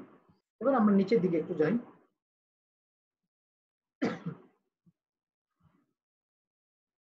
Janet Don, who has just been appointed general manager of the Westwood plant, has been given instruction to get things under control. Upon reviewing the plant's income statement, Ms. Don has concluded that the major problem lies in the variable cost of goods sold. She has been provided with the following standard cost per swimming pool. তার মানে আমার standard কস্টে দেওয়া আছে, direct material কত, direct labour কত, আমার variable manufacturing overhead কত সেটা দেওয়া আছে। জুনে আমার প্ল্যান্ট প্রডিউস করছে 15,000 পুল এবং ইনকার দ্য ফলোইং কস্ট। এবার আমরা মেটেরিয়ালের ক্ষেত্রে যাই, কি অবস্থা হয়। মেটেরিয়াল পার ইউনিট, পার ইউনিটে স্ট্যান্ডার্ড কোয়ান্টিটি আমার কতটুকু লাগে, 3 পাউন্ড। আমার স্ট্যান্ডার্ড প্রাইস পার পাউন্ড কত, 2। তার কোনো কনফিউশন আছে এই জায়গায়? একটু আপনারা আমার সাথে কথা বলেন, নাহলে আমার মনে হয় যে আপনারা শুনছেন না। হ্যাঁ স্যার, শুনছি স্যার। ওকে, 2 নম্বর ছিল আমি ইউনিট প্রোডাকশন করছি কত, 15,000 পুল আমার ইউনিট প্রোডাকশন করেছি, তাই না? তাহলে মেটেরিয়াল রিকোয়ার্ড কত, RM রিকোয়ার্ড ফর প্রোডাকশন, আমার কতটুকু প্রোডাকশন করা লাগতো, 15,000 প্রতি ইউনিটের জন্য আমার কত, 3 কোয়ান্টিটি। তাহলে 45,000 পাউন্ড আমার মেটেরিয়াল রিকোয়ার্ড ছিল প্রোডাকশনের জন্য। আমি অ্যাকচুয়াল পারচেজ করছি কত, 60,000 ইউনিট অ্যাকচুয়াল প্রোডাকশন into করেছি। 1.95। তারপর আমরা একটু দেখি ইউজড এবং অ্যাকচুয়াল ইউজ করেছি কত, 39,200 49,200। এগুলো হলো আমার সবগুলো কোয়ান্টিটি, তাই না? কোয়ান্টিটি। এবার আমরা আসি কস্ট। আমার দেখেন পারচেজ 60,000 মেটেরিয়াল, আমার প্রতি পাউন্ড পারচেজ করছি কত করে, 1.95 ডলার করে পারচেজ করেছি। এই পর্যন্ত কারো কোনো কনফিউশন আছে? এই পর্যন্ত কারো কোনো কনফিউশন আছে? স্যার এবার যদি আমরা মেটেরিয়াল ভেরিয়েন্স বের করতে যাই, মেটেরিয়াল ভেরিয়েন্স প্রথমে আমার কি আসবে? অ্যাকচুয়ালটা আসবে। অ্যাকচুয়াল মানে কি? Actual price. তারপর আমার কি আসবে? Actual quantity into Standard price. Price, আর হলো standard quantity Standard into. price into standard quantity. এবার আমরা আসি actual quantity into actual price. আমার কত আছে? অ্যাকচুয়াল কোয়ান্টিটি কত? আমরা অ্যাকচুয়াল কোয়ান্টিটি পারচেজ করেছি কত মেটেরিয়াল? Yeah, 60,000. 60,000। আমি পারচেজ প্রাইস 60,000. কত? 1.95. 1.95, তাই না? Yeah. তাহলে আমার টোটাল কস্ট কতটুকু হবে? 1,17,000। কারো কোনো কনফিউশন আছে? No, sir. এবার আমরা আসি, আমার অ্যাকচুয়াল কোয়ান্টিটি হলো 60,000। 60,000 আমার স্ট্যান্ডার্ড প্রাইস into কত? আমার 3. 3. Standard price 2। 2 sir. Oh, sir, sorry, sir, 2. তাহলে আমরা যদি করি তাহলে আমার টোটাল কত হবে? 12,000। 1,20,000। এই যে দুইটা ডিফারেন্সটাকে আমার কি বলা হয়? Material price variance.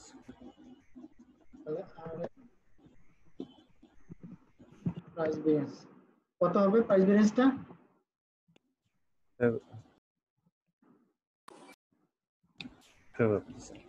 আর কোনো কনফিউশন আছে? সবাই কি বুঝতে পেরেছেন এই পর্যন্ত? জি স্যার। এবার আমরা বের করব কি material quantity variance. Material quantity variance কিসের উপর বেস করা হয়? ইউজড-এর উপর বেস করা হয়। এবার আসি, আমি প্রোডাকশন করছি কত ইউনিট? Sir 15,000 unit. 15,000 ইউনিট। আমার স্ট্যান্ডার্ড কোয়ান্টিটি কত প্রতি ইউনিট তৈরি করতে? 3। তাহলে স্যার 3 আমার স্ট্যান্ডার্ড প্রাইস কত ছিল? 2। জি স্যার। কারো কোনো কোশ্চেন আছে?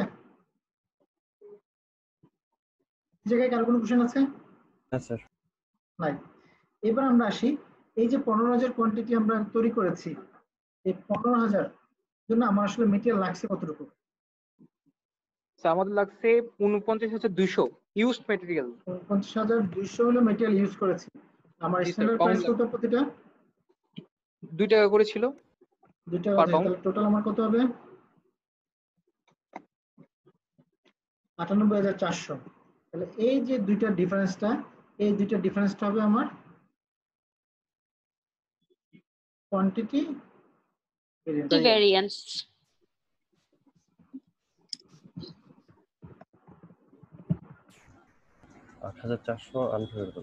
আর কোনো কনফিউশন আছে? এই জায়গা থেকে কি আমরা টোটাল ব্যালেন্স বের করতে পারি? জি স্যার। না, পারি না, কারণ আমার বেস সেম লাইন একই না। যখন আমার পারচেজ কোয়ান্টিটি এবং ইউজড কোয়ান্টিটি ডিফারেন্স হবে, তখন মেটেরিয়ালের ক্ষেত্রে আমরা টোটাল কোয়ান্টিটি বের করতে পারি না। ঠিক আছে? সবাই বুঝতে পেরেছেন? স্যার আরেকবার বলবেন? আমরা দেখেন মেটেরিয়ালের ক্ষেত্রে যখন আমরা প্রাইস ভেরিয়েন্স বের করেছি, তখন আমরা কিসের উপর বের করেছি? মেটেরিয়াল কতটুকু পারচেজ করেছি তার উপর, তাই না? আর কোয়ান্টিটি ভেরিয়েন্স যখন বের করেছি, তখন কিসের উপর বের করছি?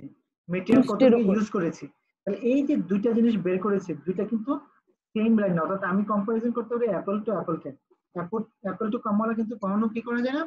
কম্পারিজন করা যায় না। তো যার কারণে আমরা মেটেরিয়ালের ক্ষেত্রে যদি purchase amount are used amount same না হয়, তাহলে আমরা টোটাল মেটেরিয়াল ভেরিয়েন্স বের করতে পারি না। কারণ মেটেরিয়াল টোটাল ভেরিয়েন্স সমান কি হয়? Price variance plus quantity variance. কিন্তু দুইটার বেসি তো সমান না, তাহলে আমরা কিভাবে অ্যাড করব, তাই না? অ্যাপল আর অরেঞ্জকে তো অ্যাড করা যায় না, যায়? না স্যার। তো যার কারণে এই জায়গায় আপনি লিখে দিবেন যে যেহেতু price variance is based on material purchase quantity আর whereas quantity variance is based on material consumption, আমরা কি করতে পারি না? মেটেরিয়াল টোটাল ভেরিয়েন্সটা এই জায়গায় ডিটারমাইন করতে পারি না। ঠিক আছে? জি স্যার। জি স্যার। এই পর্যন্ত কারো কোনো কনফিউশন আছে? না স্যার। তাহলে দেখেন আমার প্রবলেমটা যদি এরকম ভাবে থাকে, আমরা যে এখন যে প্রবলেমটা পড়েছে, আমরা কি এই প্রাইস ভেরিয়েন্স বের করতে পারবো? জি স্যার। এবার লেবারের ভেরিয়েন্স যদি আমরা বের করতে যাই, তাহলে আমরা দেখি লেবারটা পারি কিনা। তাহলে লেবারের ক্ষেত্রে কি হবে? Actual hour into actual rate, actual hour into standard rate, standard hour into standard rate. ঠিক আছে? এখন আমরা দেখি আমার অ্যাকচুয়ালি লেবার কি অবস্থা। সি নাম্বারটা দেখেন, 11,800 direct labour hour at a cost 7 per hour. তাহলে আমার অ্যাকচুয়াল আওয়ার কত? 11,800 আর অ্যাকচুয়াল রেট কত? 7। তার কোনো কোশ্চেন আছে? স্যার এবার আমরা আসি এটাতে। এটা আমার কত হবে? অ্যাকচুয়াল আওয়ার হলো 11,800 আর স্ট্যান্ডার্ড রেট কত ছিল আমার? 6 পার আওয়ার। 6। জি স্যার। কোথা থেকে পেলাম? এই যে দেখেন 6। ঠিক আছে,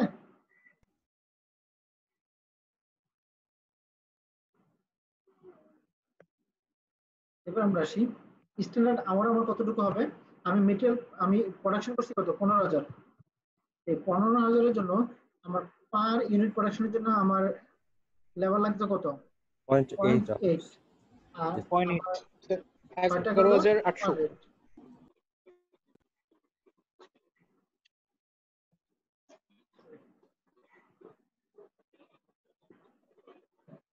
তার কোনো কোশ্চেন আছে এই পর্যন্ত?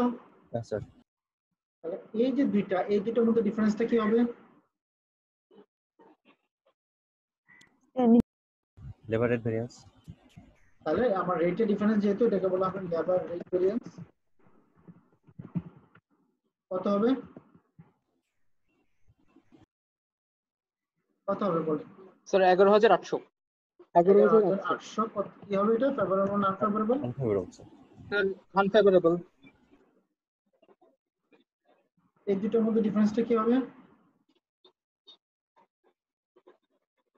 স্যার এখানে আলটিমেটলি 1,200 টাকা হচ্ছে ফেভারেবল হবে। 1200 টাকা ফেভারেবল। জি স্যার। তাহলে লেবার কি হবে? এফিসিয়েন্সি ভেরিয়েন্স ভেরিয়েন্স আমার 1200 কি হবে?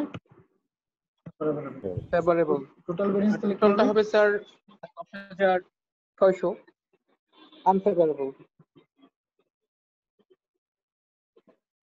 এটা হবে আমার টোটাল লেবার ভেরিয়েন্স। আনফেভারেবল কত হবে বলেন? 10,000 কত হবে? 11,800 থেকে আমরা যদি 1200 টাকা বাদ দিই তাহলে কত হবে? 10,600 স্যার। কারো কোনো কোশ্চেন থাকলে এবার করতে পারেন। আনফেভারেবল হবে স্যার। আনফেভারেবল। ঠিক আছে, জি স্যার। কারো কোনো কোশ্চেন আছে? না স্যার। তাহলে আমরা লেবার রেট ভেরিয়েন্স এবং লেবার এফিসিয়েন্সি ভেরিয়েন্স বের করেছি। এবার ভেরিয়েবল ওভারহেড রেট এবং এফিসিয়েন্সি ভেরিয়েন্স কি বের করতে পারবো? এটা করতে হবে নাকি আপনারা পারবেন? স্যার একটু করে দেন। স্যার একটা সম্পূর্ণ করা থাকছে। ভেরিয়েবল ওভারহেড ভেরিয়েন্স আমরা যাই, তাহলে আমার কি হবে? Actual hour into actual rate, তারপর কি হবে? Actual hour into standard standard rate আর হলো standard hour into standard rate. এরপর আমরা আসি কি বলা আছে then? Income variable manufacturing overhead total income 18,290। ঠিক আছে, এটা আমরা যদি পার আওয়ার বের করতে যাই তাহলে আমরা 18,290 ভাগ কত হবে? 5,900 মেশিন আওয়ার ওয়াজ রেকর্ডেড। এখন দেখেন আমাদের এই জায়গায় কি কখনো বলছে যে আমার ভেরিয়েবল ওভারহেড আওয়ারটা কিসের বেসিসে এই জায়গায় অ্যালোকেট হবে? স্যার বলে দিছি মেশিন আওয়ারের উপরে। এখানে বলছে টোটাল মেশিন আওয়ার রেকর্ডেড, উপরে কি বলা ছিল? দেখেন তো, দেখেন কোথাও বলা আছে? না স্যার এরকম বলা নাই। বলা নাই। যেহেতু বলা নাই সেহেতু আমরা ধরে নিব যে এটা মেশিন আওয়ার উপর বেস করে কি করা হয়? রেকর্ড করা হয়। সমস্যা হলো দেখেন variable manufacturing overhead based on machine hour বলা আছে কিন্তু। জি স্যার। দেখেন উপরে মেশিন আওয়ার বলা আছে। এটা আমরা কি করছি? ভেরিয়েবল ম্যানুফ্যাকচারিং ওভারহেড স্টার দেওয়া আছে বেসড অন মেশিন আওয়ার। এখানে যদি বেসড অন লেবার আওয়ার দিত আর এই জায়গায় বলে দিত মেশিন আওয়ার রেকর্ডে যেত, আপনারা কি করতেন তখন? লেবারের উপরে করতেন। অ্যাকচুয়াল লেবার আওয়ার দিয়ে ভাগ করতাম। সো আপনাকে বের করতে হবে যে ভেরিয়েবল ম্যানুফ্যাকচারিং ওভারহেড কস্টটা কোন কি বেসিসে অ্যালোকেট করা হয়েছে সেটা আগে বের করতে হবে। ঠিক আছে, ক্লিয়ার? তাহলে আমাদের এটা আসলে কত? টোটাল ভেরিয়েবল ম্যানুফ্যাকচারিং ওভারহেড কত? অ্যাকচুয়ালি হচ্ছে আমার 18,290। তাহলে আমার অ্যাকচুয়াল কস্ট হলো 18,290। কারো কোনো কোশ্চেন আছে? অ্যাকচুয়াল আওয়ার কত আমার? অ্যাকচুয়াল আওয়ার কত? 5,900। স্ট্যান্ডার্ড রেট কত আমার দেওয়া আছে?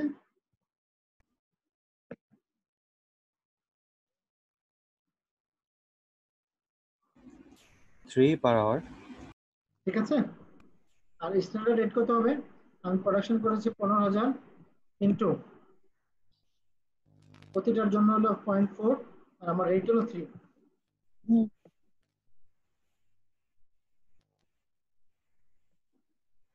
তাহলে এই দুটোর মধ্যে ডিফারেন্সটা কি হবে?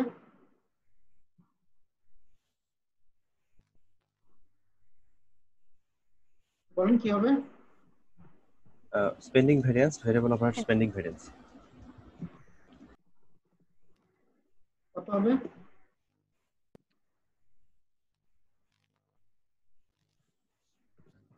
ঠিক আছে,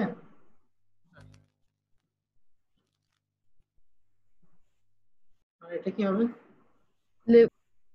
ভেরিয়েন্স।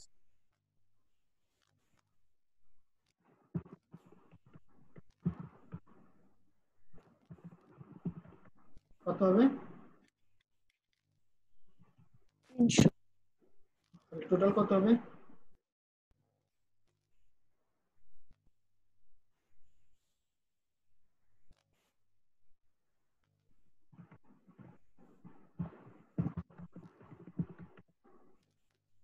কত হবে? 290। তার কোনো কোশ্চেন আছে? না স্যার। তাহলে এই টাইপ যদি প্রবলেম পরীক্ষা আসে আপনার কি পারবো? জি স্যার। আমরা যদি এরপরে যাই আরো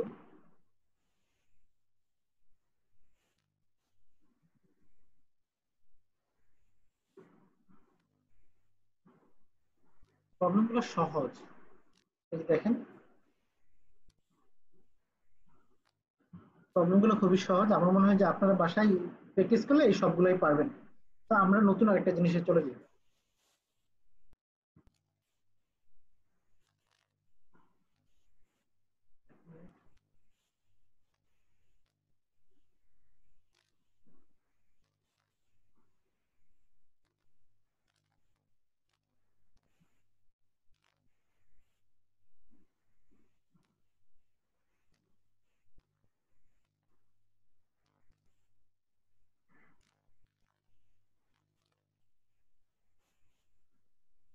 অপারেটিং পারফরম্যান্স মেজার নিয়ে আমরা কথা বলবো।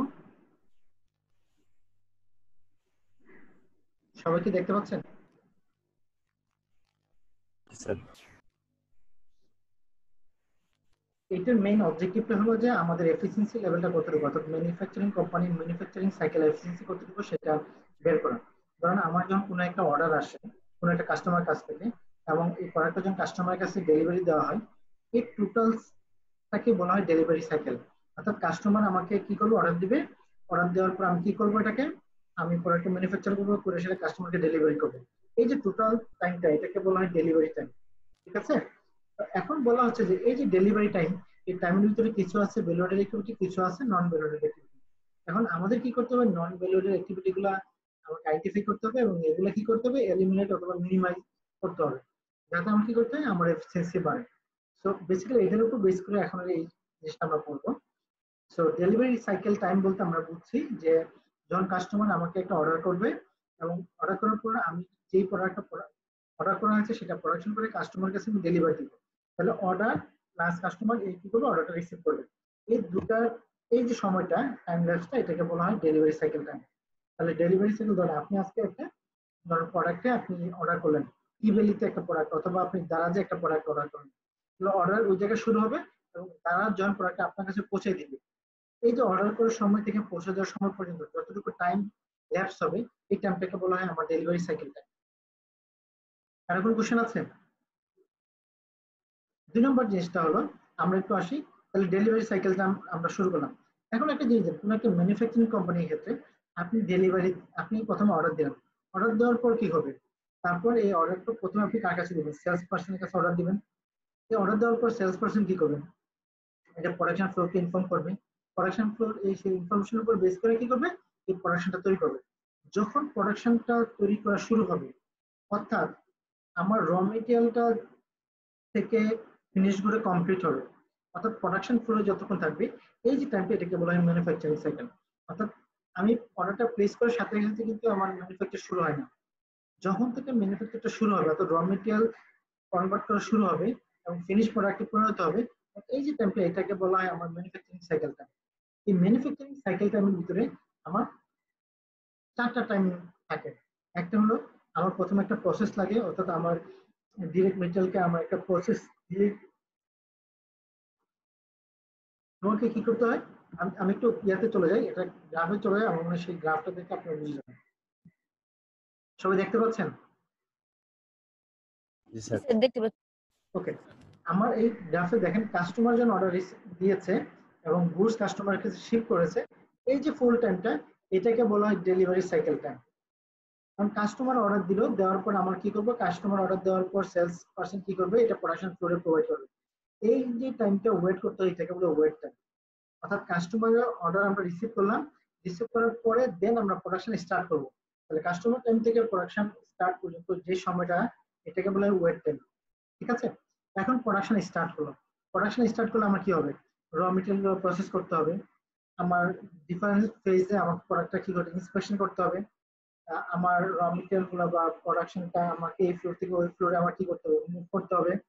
তারপর আমার কি করতে হবে, যে জায়গা থেকে ডেলিভারি হবে সেই জায়গায় নিয়ে যেতে হবে, এটা কুইতে থাকবে। এই পুরো টাইমটাকে বলা হয় থ্রুপুট বা ম্যানুফ্যাকচারিং টাইম। 4টা টাইম, একটা হলো প্রসেস টাইম, একটা ইন্সপেকশন টাইম, একটা মুভ টাইম, আর একটা হলো কুইট টাইম। এই 4টা টাইমকে বলা হয় ম্যানুফ্যাকচারিং সাইকেল টাইম অথবা থ্রুপুট টাইম।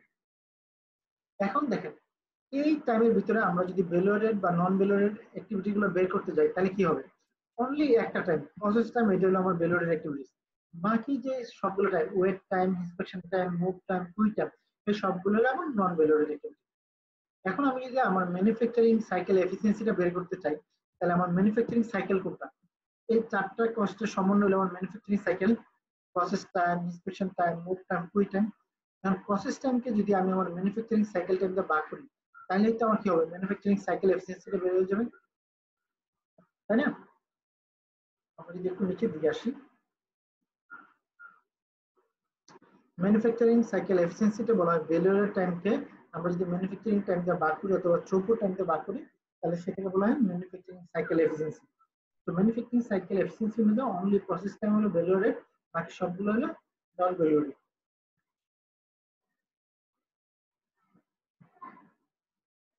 আমরা যদি এই প্রবলেমটা দেখি, প্রবলেমটাতে আমাকে বলা হচ্ছে যে Novex company keeps careful track of the time to complete customer order. During the most recent quarter, the following average time were recorded for each unit of order. Wait time 17 দিন, inspection time 0.4, process time 2, move time 0.6, wait time হলো 0.5। এই জায়গায় যদি total delivery time আমরা বলি, total delivery টাইমটা কতটুকু হবে বলতে পারবেন? স্যার ওয়েট টাইমটা বাদে? না, ডেলিভারি টাইম হলো ফুল টাইম, তাহলে টোটাল 25 দিন হবে আমার ওয়েট ডেলিভারি টাইম। ঠিক আছে, মানে ওয়েট টাইম 17, 17.4, 19.4, 20, 25, তাহলে টোটাল 25 দিন হলো আমার ডেলিভারি টাইম। এবার যদি ম্যানুফ্যাকচারিং সাইকেল টাইম অথবা থ্রুপুট টাইম বলি তাহলে আমার কতটুকু হবে? স্যার ওয়েট টাইমটা বাদে যেটা। এটা স্যার ওয়েট টাইমটা বাদে। তাহলে বাকি 0.42, 2.438, তাহলে 8 দিয়ে হবে আমার টোটাল থ্রুপুট টাইম অথবা ম্যানুফ্যাকচারিং সাইকেল টাইম। আর ম্যানুফ্যাকচারিং সাইকেল এফিসিয়েন্সি যদি বলি তাহলে কি হবে, আমার প্রসেস টাইমকে যদি আমি ম্যানুফ্যাকচারিং সাইকেল টাইম দিয়ে ভাগ করি তাহলে আমার ম্যানুফ্যাকচারিং সাইকেল এফিসিয়েন্সি বের হবে। তাহলে প্রসেস টাইম 2 আর ম্যানুফ্যাকচারিং সাইকেল টাইম হলো 8, তাহলে 2/8 সমান হলো 25%। তাহলে ম্যানুফ্যাকচারিং সাইকেল এফিসিয়েন্সি কত অনলি 25%। সো আমার নন ভ্যালুয়েটেড অ্যাক্টিভিটি আমি যত এন থেকে এলিমিনেট করতে পারবো আমার ম্যানুফ্যাকচারিং সাইকেল এফিসিয়েন্সি বাড়বে এবং আমার কস্ট রিডাকশন হবে। ঠিক আছে, তো নরমালি এগুলো ছোটখাটো এরকম ধরনের আসতে পারে। তো এই জায়গা দেওয়া আছে, মানে কারো কোনো এই যে কথাগুলো বললাম এটা নিয়ে কারো কোনো কনফিউশন আছে? না স্যার। কারো কোনো কনফিউশন নেই, তাই তো? সো স্যার আমরা স্যার বইতে এটা স্যার কোন জায়গাতে আছে স্যার, না হলে পরে আমরা একটু এটা নোট করে নিতাম। এই স্ট্যান্ডার্ড কস্টের ভিতরে আছে। আচ্ছা স্যার। এই যে দেখতে পাচ্ছেন, এটা না, স্ট্যান্ডার্ড কস্টের ভিতরে আপনি একটু সার্চ করবেন তাহলে পেয়ে যাবেন। 11তম অধ্যায় 10-11 যে কোনো জায়গায় আপনি পাবেন। ঠিক আছে,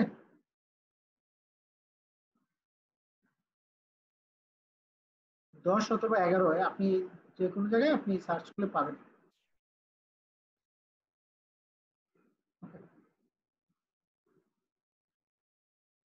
এবার বলেন আমরা যে ভেরিয়েন্স অ্যানালাইসিস করলাম, এই ভেরিয়েন্স অ্যানালাইসিসের মধ্যে আপনার কারো কোনো প্রবলেম আছে কিনা? কারো কোনো প্রবলেম আছে? না স্যার। তাহলে এই ধরনের যদি ভেরিয়েন্স অ্যানালাইসিস আছে আপনারা পরীক্ষা পারবেন? স্যার ইনশাআল্লাহ পারবো। ইনশাআল্লাহ স্যার। আচ্ছা, আমি যে জিনিসটা পড়ালাম এটা দেখেন 10 নম্বর চ্যাপ্টারিতে আছে।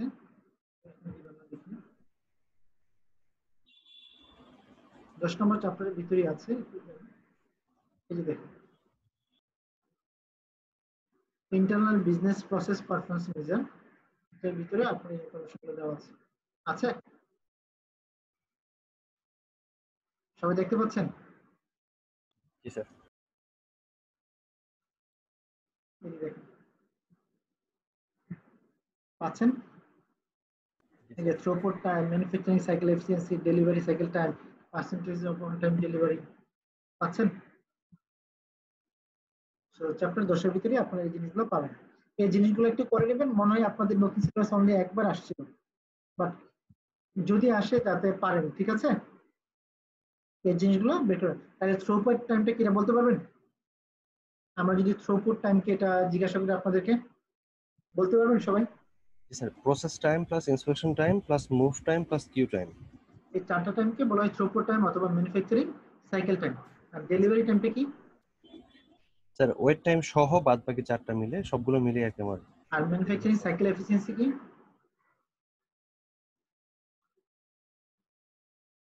মানে আমার ডেলিভারি টাইমটাকে যদি আমরা ম্যানুফ্যাকচারিং সাইকেল টাইম দিয়ে বার করি তাহলে আমার যেটা বেরোবে সেটাকে বলা হয় ম্যানুফ্যাকচারিং সাইকেল এফিসিয়েন্সি। জি স্যার। ঠিক আছে? জি স্যার। কারো কোনো কোশ্চেন আছে আজকের এই যে আজকের লেকচারটা দিলাম তার উপর?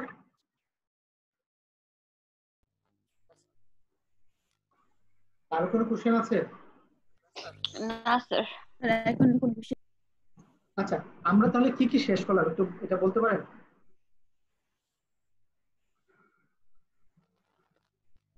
জি স্যার। আমাদের এই পর্যন্ত কি কি শেষ করলাম আসলে সিলেবাসে? Sir very on. বলতে পারবেন কেউ? So, first concept, আচ্ছা এটা বাদ দিলাম, আমরা কি কি করি নাই এটা বলেন তো? sir, process costing. ওকে, তারপরে So, sir, relevant Capital budgeting costing. করি নাই। তারপর ডিফারেন্সিয়াল অ্যানালাইসিস, ডিফারেন্সিয়াল অ্যানালাইসিস, আমরা capital budgeting, decision making. Decision making এর ভিতরে রিলেভেন্ট কস্টিং আসবে, ক্যাপিটাল বাজেটিং আসবে। আচ্ছা স্যার। ঠিক আছে? জি স্যার। আর আর আর কিছু বাকি নেই। সব শেষ? আচ্ছা, আমরা যে কাজটা করব নেক্সট ক্লাসে আমরা রিলেভেন্ট কস্টিং নিয়ে কথা বলবো, এর পরের ক্লাসে আমরা ক্যাপিটাল বাজেটিং নিয়ে কথা বলবো, তারপর আমরা ম্যানুফ্যাকচারিং ওভারহেডের যে অ্যালোকেশনটাতে চলে যাব। ঠিক আছে? Okay sir. তারপর যদি আমরা সময় পাই তাহলে আমরা প্রসেস কস্টিং করব। আচ্ছা স্যার। আজকে মনে হয় কত নম্বর ক্লাস? 19th না? জি স্যার। 20 নাম্বার। 8 তারিখ থেকে পরীক্ষা ওর সিলেবাসে। সো আচ্ছা, আপনাদের কালকে কি কি ক্লাস আছে? শুধু ইথিক্স আছে অনেকের। কয়টার সময়? ইথিক্স এর রাত 9টায়। আগামীকাল? হ্যাঁ স্যার। তার মানে এর ভিতরে আর কোনো ক্লাস নাই, আমার ক্লাসটা আর ইথিক্স, তাই তো? স্যার অন্য কাউকে একটু জিজ্ঞেস করেন, আমি তো এই দুইটার মেসেজ পাই। আর কোনো ভাই আর কি কোনো ক্লাস আছে অ্যাকাউন্টিং বা অন্য কিছু ম্যাথের? না স্যার এই দুইটাই। আচ্ছা, তাহলে যদি সম্ভব করা যায় আমি একটু কথা বলি যে দুইটা ক্লাস নেওয়া যায় কিনা। ঠিক আছে? যদি দুইটা ক্লাস নেওয়া যায় তাহলে আমরা আগামীকাল দুইটা ক্লাস নেব। সমস্যা আছে কোনো? যদি নেই নো স্যার। না স্যার, কোনো সমস্যা নেই। তাহলে আমরা কি করতে পারবো, 3 ঘন্টার ভিতরে রিলেভেন্ট কস্টিংটা আমরা শেষ করে দিতে পারবো, অথবা রিলেভেন্ট কস্টিং এর ক্ষেত্রে আমাদের দুইটা ক্লাস লাগবে। আচ্ছা, ওকে স্যার। আমরা এই পর্যন্ত যে ক্লাস করেছি আপনারা কি বুঝেছেন? জি স্যার। Yes, sir. আমি শিওর না, কারণ এই প্ল্যাটফর্মে আমি আসলে এই ফার্স্ট টাইম আপনাদের ক্লাস নিচ্ছি, সো আসলে আপনাদের জন্য কতটুকু ইফেক্টিভ হচ্ছে আমি জানি না, বাট আমি চেষ্টা করছি যে যাতে এই জিনিসগুলো ইফেক্টিভ হয়, মানে কমপ্লেক্সিটিতে না গিয়ে সহজভাবে বোঝানোর জন্য। আপনার কি মনে হয় যে আমাদের যে বাকি ক্লাসগুলো আছে এটা একটু অন্যভাবে আমরা কোনো ট্রাই করব? অন্য কোন ওয়ে আছে? কারণ আমি আপনাদেরকে জিজ্ঞাসা করছি যে আপনারা তো অন্য টিচাররা কিভাবে পড়ায় আপনারা জানেন, সো ওনাদের কোনো ওয়েটা যদি আপনাদের ভালো লাগে আমার কাছে শেয়ার করতে পারেন, সেটা আমি ইনকর্পোরেট করতে পারি। স্যার আপনারটাই মোটামুটি সবচেয়ে ইফেক্টিভ হয় স্যার। জি স্যার স্যার না আপনাদের অন্য কোনো টিচার কোন একটা পার্টিকুলার ওয়েতে পড়ালে কোনটা ভালো লাগছে সেটা একটু আমাকে শেয়ার করেন। যে ওই ওই পার্টিকুলার জায়গাটা ভালো লাগছে, সো ওটা যাতে আমি ইনকর্পোরেট করতে পারি। কারো কোনো ফিডব্যাক নাই? স্যার আপনারটাই স্যার আপনারটাই স্বয়ংসম্পূর্ণ স্যার। Sir আপনারটাই best. স্বয়ংসম্পূর্ণ বলা যায়, মানে যেটাকে আমাদের দরকার। আচ্ছা আপনারা কেউ কি অপারেশন লেভেলে ক্লাস করেন? আচ্ছা আমি করি না। কেউ আছেন যে অপারেশন লেভেলে ক্লাস করেন?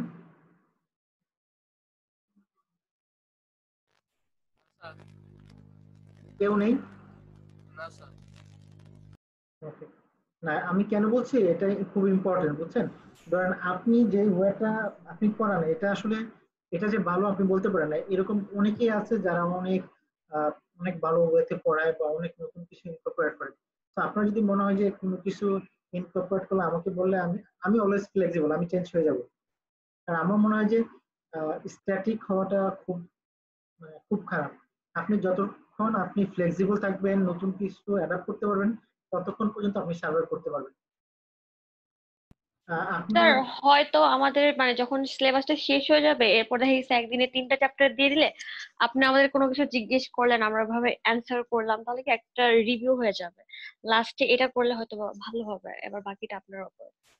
ওইটা খুব ডিফিকাল্ট হবে বুঝছেন, কারণ কি সিলেবাসের ভাস্টনেসটা খুব ইম্পর্টেন্ট। আর 2 নম্বর যে জিনিসটা হলো অনলাইনে আসলে ওইভাবে ইয়ে করাটা খুব ডিফিকাল্ট। আমি জানি না আপনারা কতটুকু ফিল করছেন, মানে এই যে ধরুন আমি আপনাদের সাথে কথা বলছি, আমি কিন্তু কাউকে দেখতে পাচ্ছি না, বুঝতে পারছেন? সো যেটা কি ধরেন এই জায়গা থেকে আমি আপনাদের নামগুলো দেখতে পাচ্ছি, একটা জিনিস আছে যে ধরেন আমি কাউকে যদি আমি সবাইকে অপশন দিই, সবাই একসাথে চুপ করে থাকলো অথবা সবাই একসাথে বললো, এফেক্টিভ হবে না। আমি যে কাজটা করি আমার রিলেভেন্ট কস্টিং আর ক্যাপিটাল বাজেটিং এই দুইটা খুব ইম্পর্টেন্ট আমাদের জন্য, কারণ এই দুইটা থেকে পরীক্ষার 2টা প্রবলেম আসতে পারে।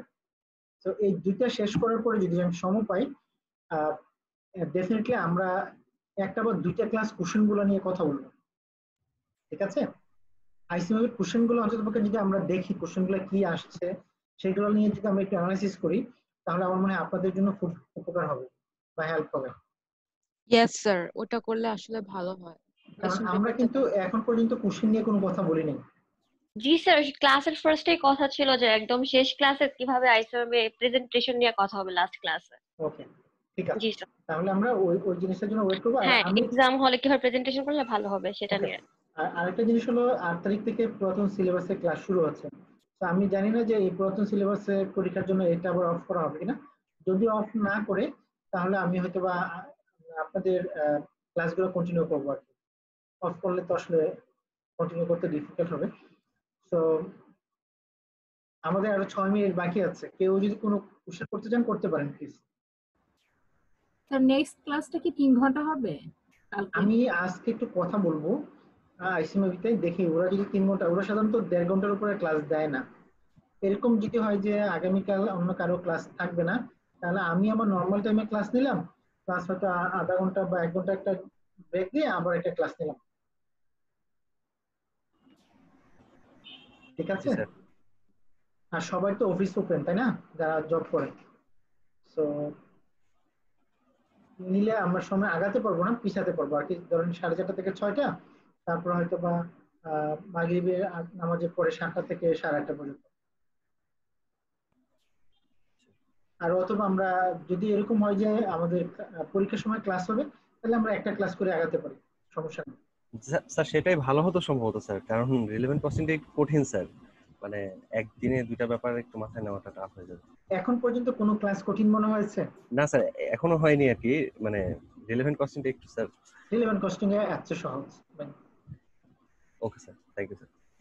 মানে আপনার যেটা হলো যে কতগুলো ট্রিকি জিনিস আছে যে ডিসিশন নেওয়ার জন্য, যে আপনার কোন কজগুলো আপনার ডিসিশন মেকিং এর সাথে রিলেটেড আর কোনগুলো রিলেটেড না।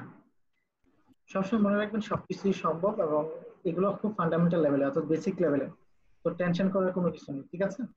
জি স্যার, থ্যাংক ইউ। ওকে, তো সবাইকে থ্যাংক ইউ। আমার মনে হয় যে এই পর্যন্তই থাকুক, আমরা আগামীকাল আবার দেখা হবে, ঠিক আছে? জি স্যার, আসসালামু আলাইকুম। থ্যাংক ইউ স্যার, আসসালামু আলাইকুম। ওয়ালাইকুম স্যার।